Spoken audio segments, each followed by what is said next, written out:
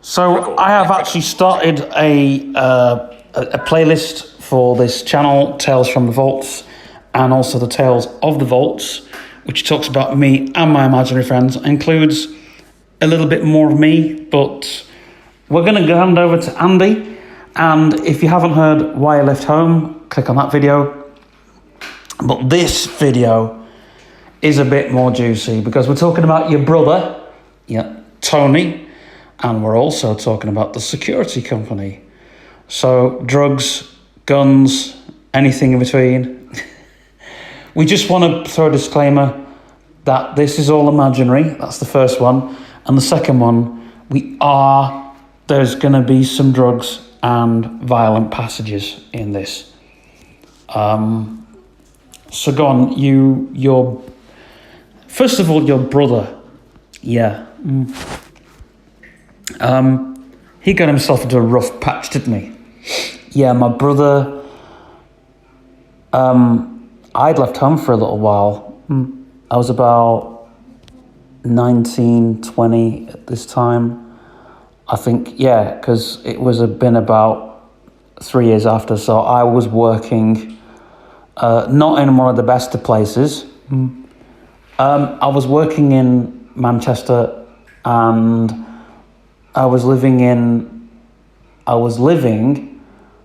actually we had one of the offices around the corner from the Trafford Centre, and the other office was across the road from the Trafford Centre, and then we had a little,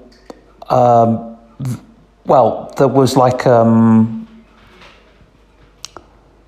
place just behind, there was a place just in Salford Quay, where Salford Quays is now, where the Media City is.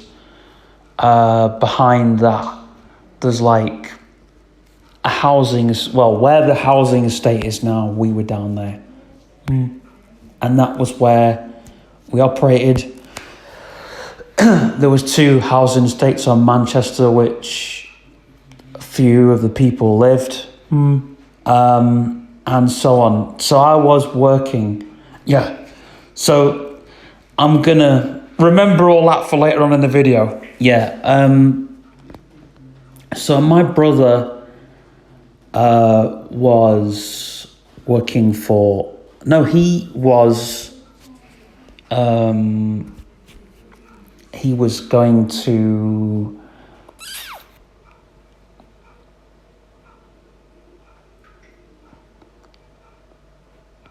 He went to Poland, which is a part of Scam, and there was a housing estate just off the other side of Poland,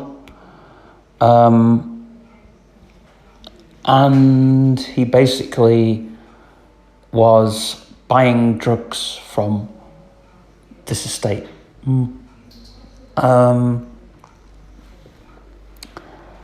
And he was also going to a club called the Spinners Club I'm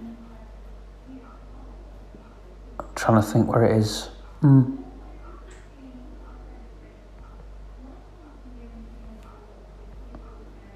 It was in Knotty Ash, in Liverpool. So he was going there, and he was going to a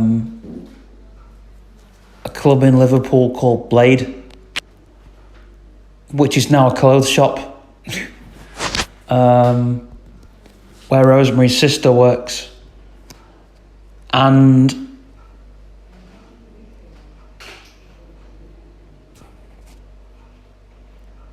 so there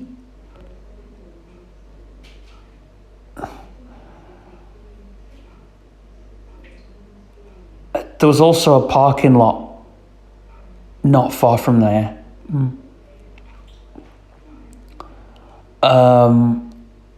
Where they had the Sound Blaster rave. And they had and there was the Paradox on a Friday night. And my brother met up with a guy called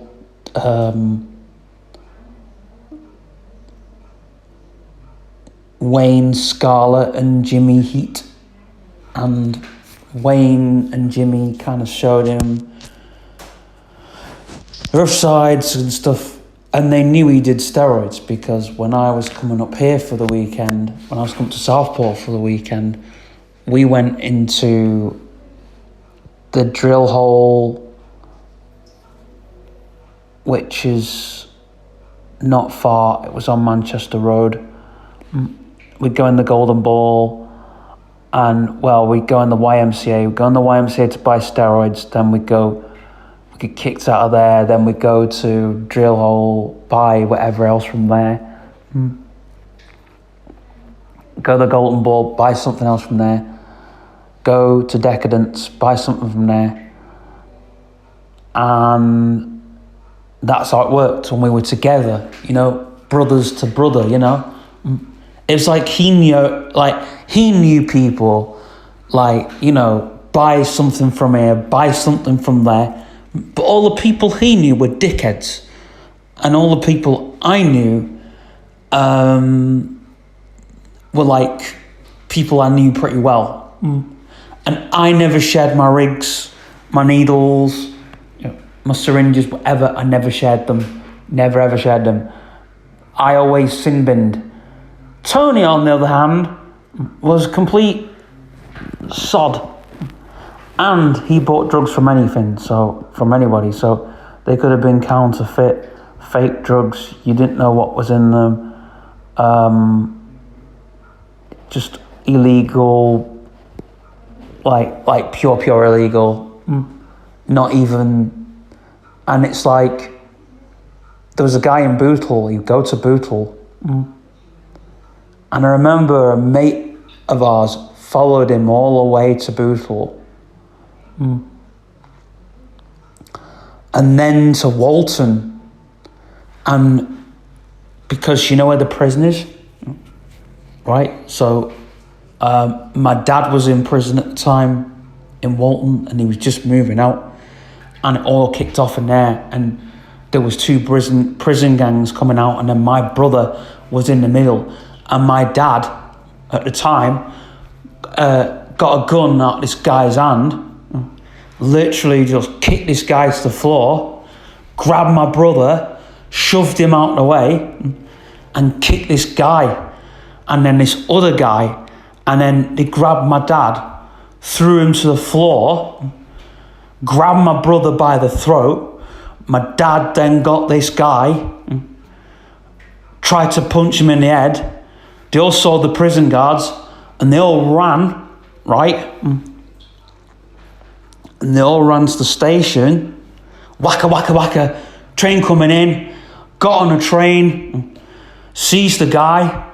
And literally gave him, my dad got a black eye. And then my brother gave this guy a black eye. And then this guy got kicked. Then there was a knife involved.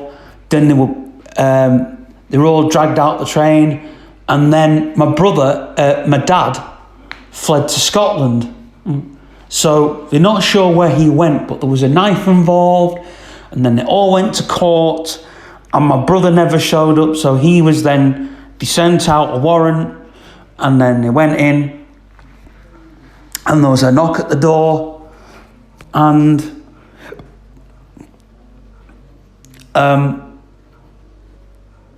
they broke into my brother's flat, and my brother, because they were saying there was an alleged cannabis farm there, which there wasn't. There was something else there. But what they did find was all of Tony's needles that he kept reusing just littered all over the place. It was like a cesspit, you know what I mean? He walked in there and it was just an utter tip full of needles and used rigs and stuff that he kept reusing because he couldn't be asked to buy needles. He couldn't even Like, I told him, go here, get this person, they'll do you a decent price, they'll do this, they'll do that, whatever, right? And I said, because, like, you know, when you shoot up something, it goes into your body and it goes straight to the bloodstream, right? You should know that. Like, when you inject, like, and I kept saying to him on the phone, I said, Tony, I said, there's no money, because he was stealing from someone we knew he was stealing. He tried, like, he was emptying accounts at the time. He was really, everything was really bad. And then he wasn't turning up for court, and then there was a court order, and they sent out a warrant, and then they raided his flat, and then his flat got raided 3 times over because of this. And then he went to court, and then he said the guy that had the knife was a friend of his dad's, so he couldn't get his dad into trouble. But then my dad had fled to Scotland at the time. Like, that was a quick getaway. Like, I was out of Walton. But stupid Tony went back to Walton looking for some guy so he could give him a good seeing to, right?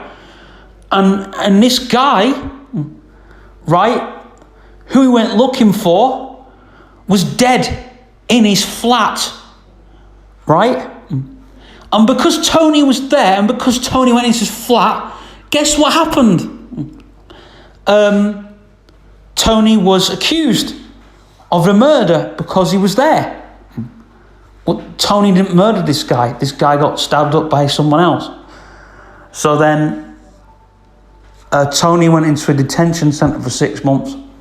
Came out, you know, kept his nose clean and everything, which is, I don't know how he managed to do that. So anyway,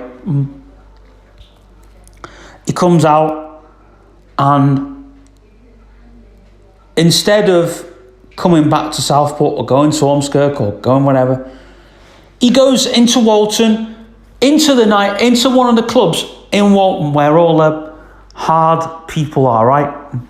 The rednecks of Walton. It's known.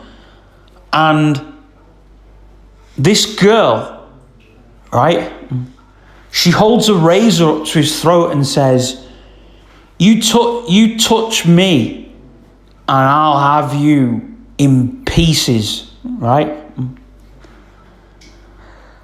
And so all my brother wanted was a gear, because she was on whatever, I think it was speed that was after. Anyway, there was these people in Walton that knew they wanted Tony dead, basically. And so he was gonna go, and at this time he was doing the gym. He'd stopped doing the gym. He was now doing the steroids for recreational use. So he was buying it for left, right, and centre. But he was doing heroin for recreational use. He was doing a bit of cocaine here and there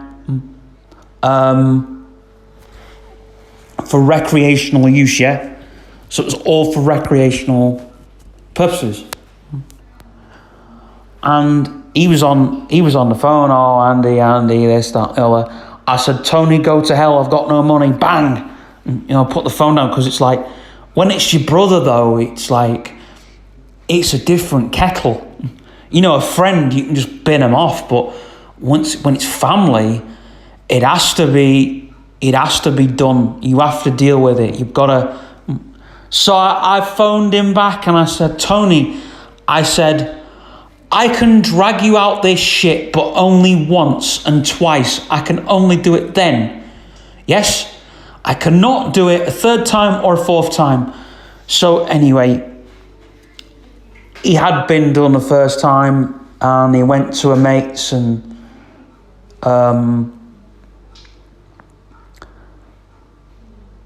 they got him cold turkey, no drugs, no nothing. My brother went to a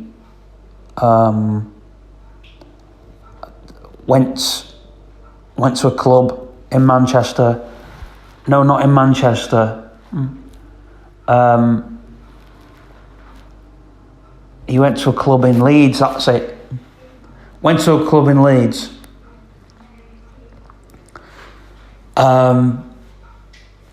stole some cocaine. Oh gosh, right? And these people, they found out and they sent the bailiffs. Oh my gosh. And they found, so he went and met, and these bailiffs basically said, we'll let you off, but if it's the next time, we will have, you're a dead man, basically. So he went to a mate, got all that sorted, went back to Leeds, paid off the other debt collector. It was something like 12 grand. No, 24 grand it was. It was 24 grand of cocaine, right? And he still had to pay another... It was something like 54 grand's worth of cocaine, and it was like the proper stuff, Oh my gosh. But it's like, you steal another man's stash, you end up a dead man. But he was lucky. I think there was an angel watching over him at the time. I think on every single time, I think there was an angel watching over him.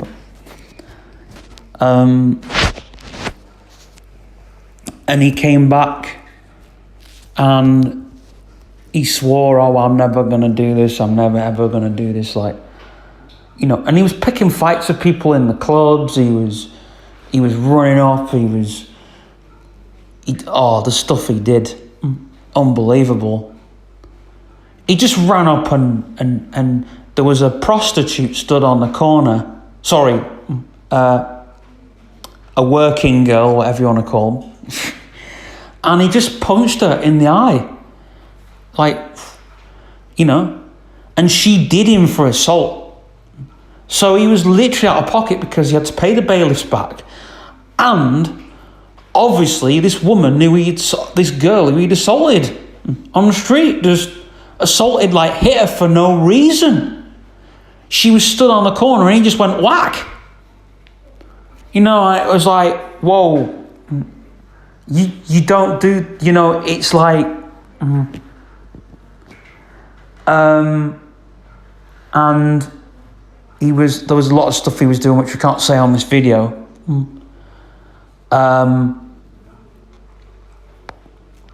But my brother was literally, there was fights. My brother actually liked picking fights. If he wasn't taking drugs, he went and picked fights. And he would pick fights with people who were it's the dickhead thing to do. It's the real dickhead culture. You go into town, you pick a fight. Oh, you want to fight, And it'd be 1 or 2 in the morning. And he was always getting banged up for stupid fights. Oh, stupid this, stupid that. Anyway, I get a call at 2:30 in the morning from a phone box. I says, Tony, where are you? Oh, I'm in Ormskirk.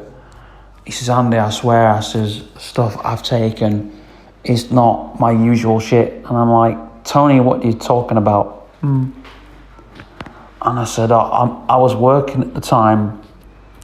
So I got a friend to get him a taxi.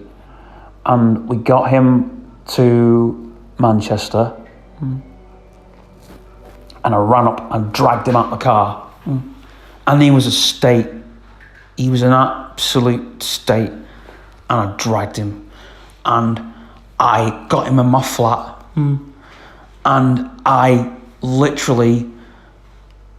And I said, Tony, I said, you are going cold turkey while you're here. There's going to be no needles, no rigs. And I says, hand me your keys.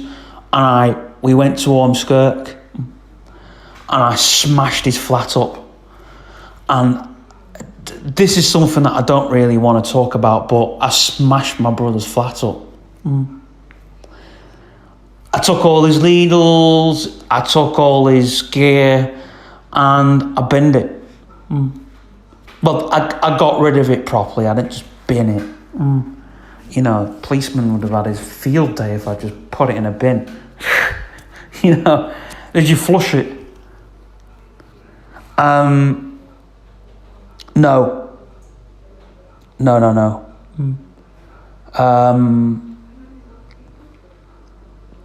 I got rid of it anyway, and I cleaned his flat up. I mean, like a deep clean. I had a friend who was a cleaner, and he was like you see The Life of Grime on BBC, and that's where they get the filth people, the filth police, the filth police, the filth of filth. There's a joke somewhere. There is. Well, there was this guy who we knew, and oh my God, he was. He'd been into rat-infested places. He'd been into places where there'd been, grime didn't scare him, basically. So I got him to sort of clean my brother's flat and clean the mess that I'd made as well, because I'd literally trashed it, because I was upset. And then I went back to Manchester, and me and a couple of friends, I said, Tony, you're staying in this flat so you're stone cold sober. And he was in there the 2 weeks. I went out and worked. I had the hardest work in those 2 weeks. The hardest, heaviest work. Came back to my brother sweating and vomiting, and literally begging me to score, begging me to whatever, to snort, whatever it was. The only thing I gave him was weed, because I agreed with it, and I was just like, you can have a bit of weed, that's it. That's all you're having. Oh gosh, that's kind of like, someone on a diet and saying, oh, all you can have is this chocolate bar. It was worse because my brother he was sweating, he was vomiting,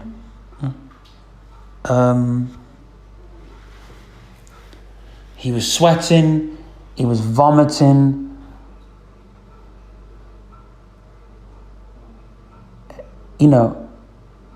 and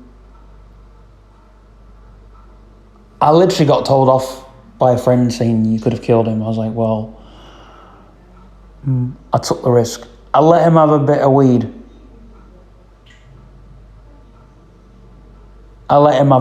Because I thought weed, and that was it.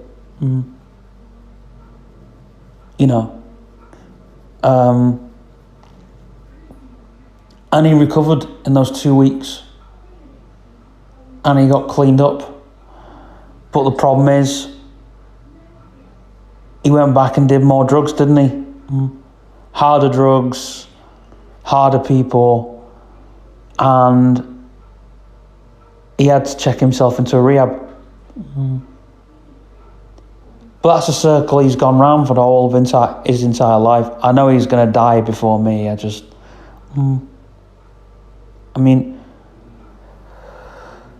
I've never touched the stuff I've done. I did gas.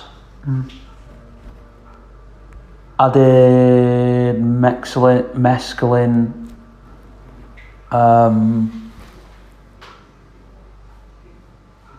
I've not done anything else because it's just been like,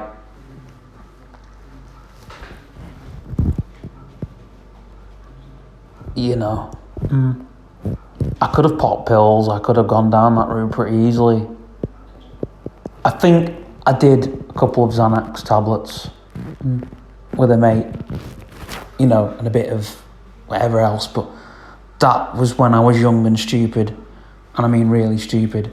But, you know, it was sociable. The drugs we did was sociable drugs.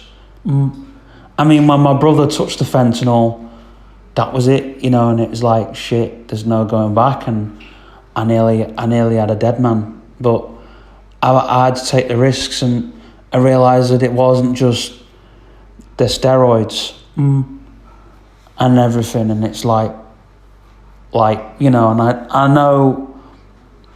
know Patrick. He's done, like, he went over to America just so he could get, you know, sell fentanyl, and then the feds sent him back over here. I mean, anyway, that's another story. So now we're going to talk about the security company.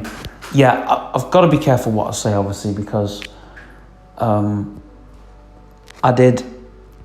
worked for 2 security companies, and the second security company I worked for was called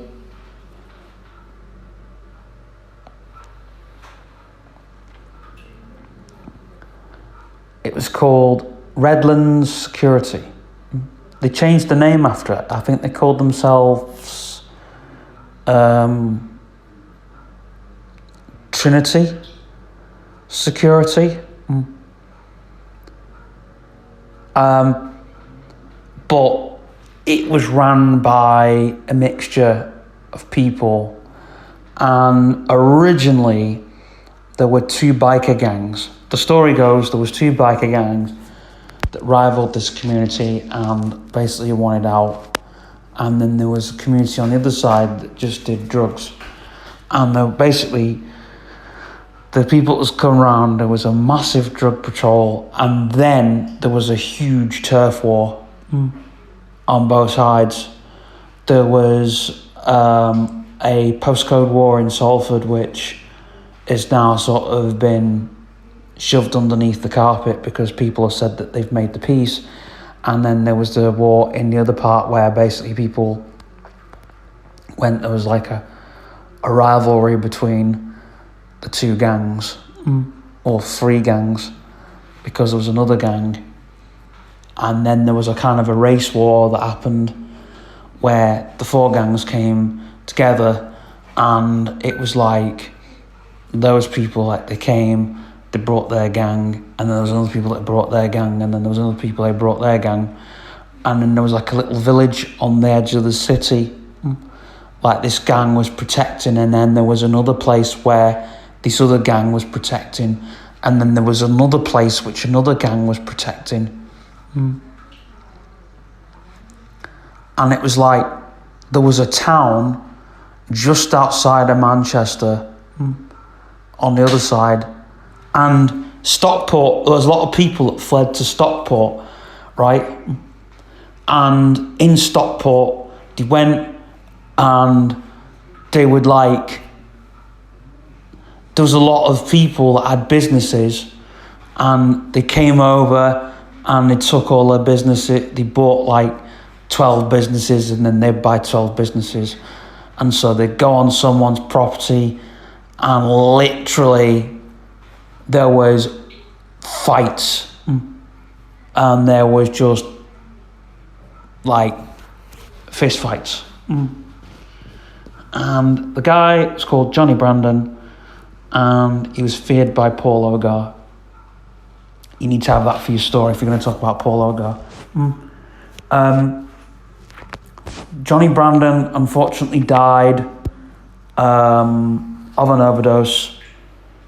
But the guy that took over was a guy called Filthy Phil Briggs, and he had a nightclub, he had a gym, he had everything. And so basically he took Brandon's name, and he also took Rob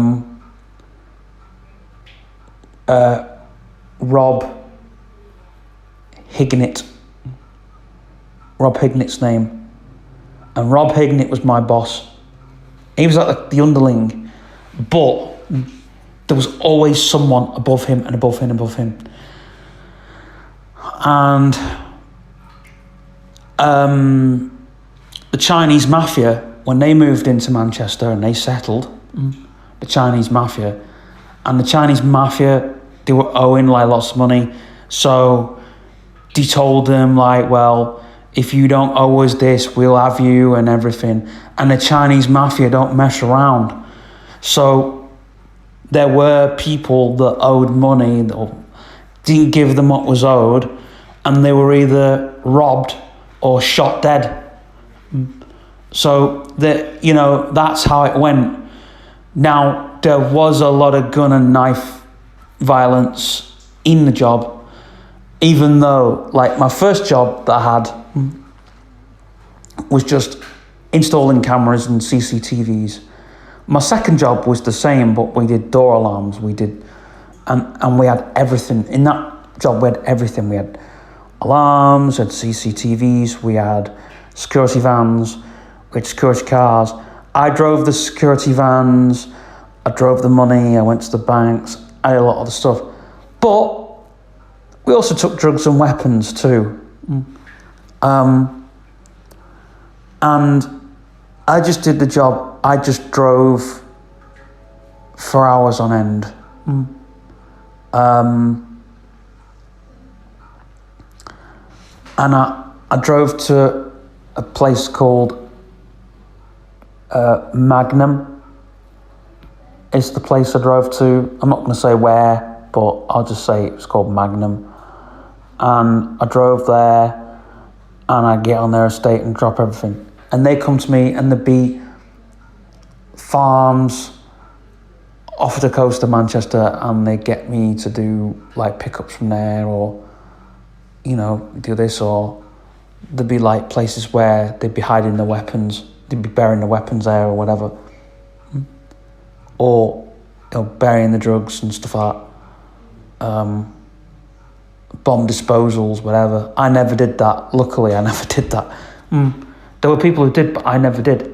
And there was like armoured vehicles. We'd test armoured vehicles for if there was a huge war, a huge gang war. I mean,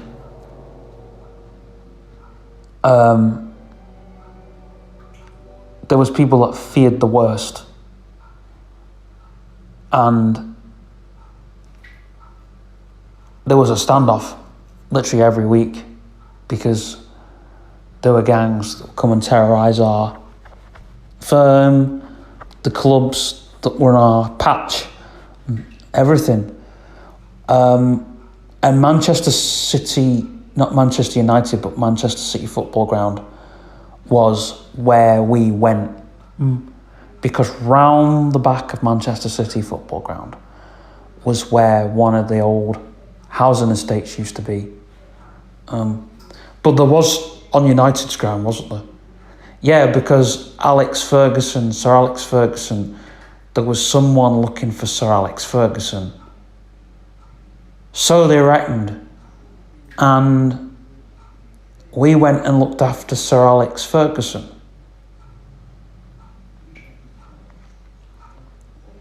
We looked after Georgie Best.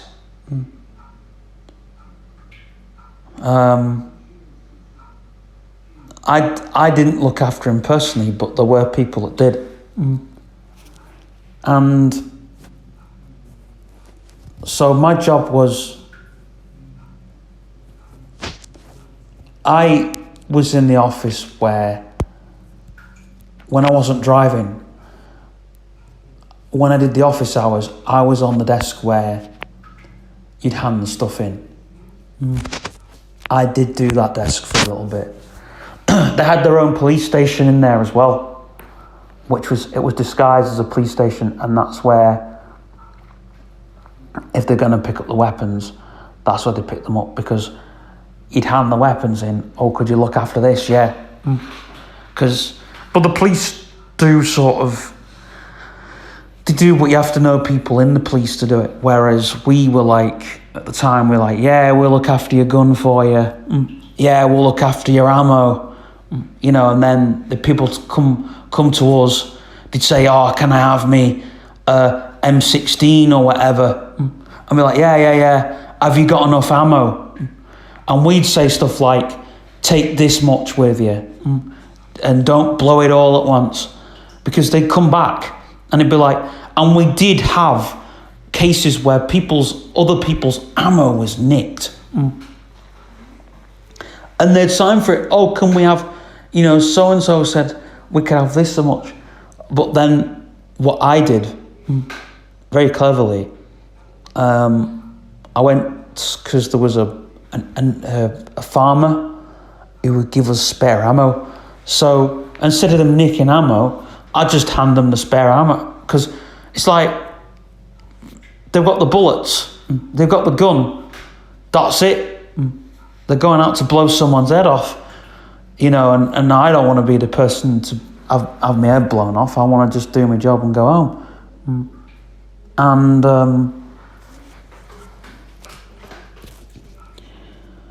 the flat I had was pretty nice. It was a very big flat with 5 bedrooms, a huge, massive parlour, and a balcony, and it was in a camouflage building. It was not nice, the place where my flat was at the time, but it was above some of the offices where they did like the admin and all the rest of it, so nothing heavy was done there.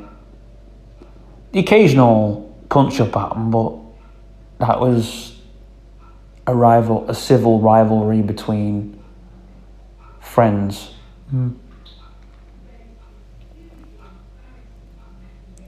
The police would come and check everything okay, but I left when I was on, not a control room, but I was coming out and I'd finished, and the alarms went off, and I went back, and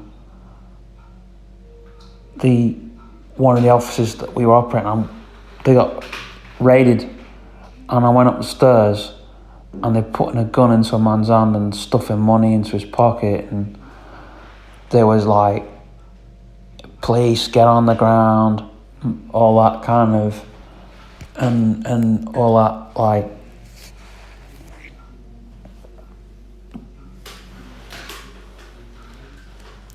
police on the ground, and I was on the ground, and then when I went out, I had to go back in the building, just as a man's, like, they're saying like, "Oh, Andy, don't go back in." I was like, "Well, I need to get my stuff, my stuff out my locker," and I went in, I wasn't going to get that stuff out.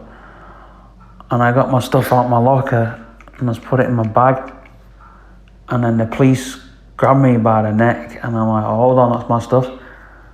And they just they were chucking stuff out the window, desks and everything. It was all flying out the window. But I had my bag, and I got out of there, and I got into a car, and I was getting off, and then the police car was chasing after me.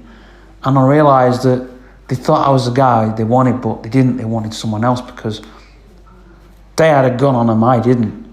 So I was getting out, and then they said, "Oh, well, just get in the police car." So I got down the road. I parked my car on the sidewalk, got a car. The police pulled me out the car, and they shoved me into the police car. And they drove me to the station.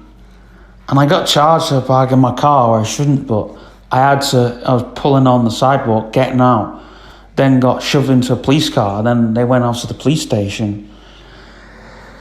And I was questioned, like, "Where was you seeing, like, why was you in this building? Why'd you go back in when you shouldn't have gone back in? And then why did you put the gun in the man's hand? And what would you do when you see him with a gun?" I wasn't seen with a gun. And I said, "Well, I never handed somebody a weapon. I just come back off shift."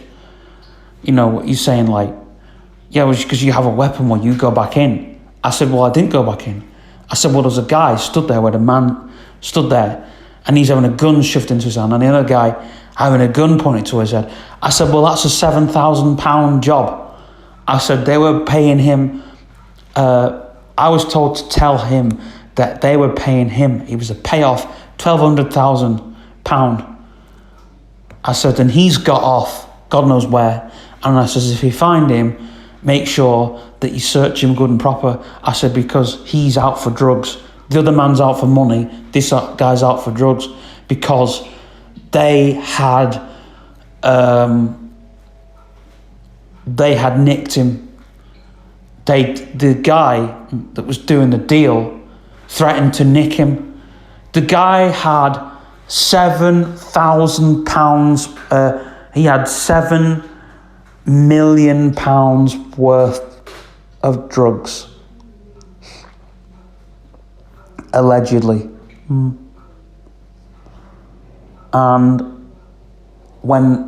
then they went and, like, there was 2 people shot dead on site, and they weren't even looking for those people. There was, like, bones and blood and everything. And those people were shot dead by accident. It was a crossfire. The guy that they were meant to shoot, the dealer, they never got because he got off. So, there's someone, one of those guys is still missing to this very day, and they've never found him. He could be dead, he could be gone, but he's not. They've never found him, ever. They just haven't found him. He's gone. He's gone. He's not there anymore. And then the second raid was on the building across the street, and they went in, and they were after a gangster, a Chinese gangster who owed them money, and he had their money and they weren't sure where he had their money or not, but basically they went in and the police raided, and then they went in, and I just got off. And then the police chased me, and I went back in there to get my stuff again. And then there was that, and then this guy, and then I got out because I thought they'd left a bomb in there, and they hadn't. But then the guy and they did throw petrol at the guy stood outside. The ambulance came, he had 50-degree burns. And the other guy, they just knocked out cold and nicked him and got off. So, and I left. And after I left, they said, well, why are you leaving? You can't leave. And I'm like, I can, because I can leave and I will leave.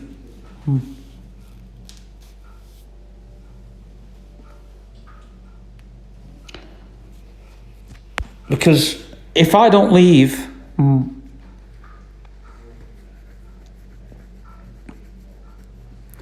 then stuff is really going to hit the pan. And that's what you don't want to see. And I was like, I know that there's a crossbow in one of your offices. And he's like, how did you know that? I was like, I've seen it. You've also got a machine gun on your desk. He says, oh, that's just to frighten the feds. I'm like, yeah, right. And he says, no, Andy, you're a good man. We don't want to let you go. I says, well, I'm going. And I got off, and I had to leave. I had to got my flat in 6 months' notice. I had to pay rent in full. It was mad. And I got out of there. And when I went back to Manchester to see a friend, and we went in one of the clubs, and one of my mates is on the door, one of the lads is on the door. I walked in, and I felt a hand clap onto my shoulder, clap tight, like onto my shoulder. And he's like, you protect him, don't touch a hair on his head, he's one of our lads. And I'm like, shoot. I looked up, and that was one of the doormen who respected me. There was no other doorman that was going to respect me, but that guy was. To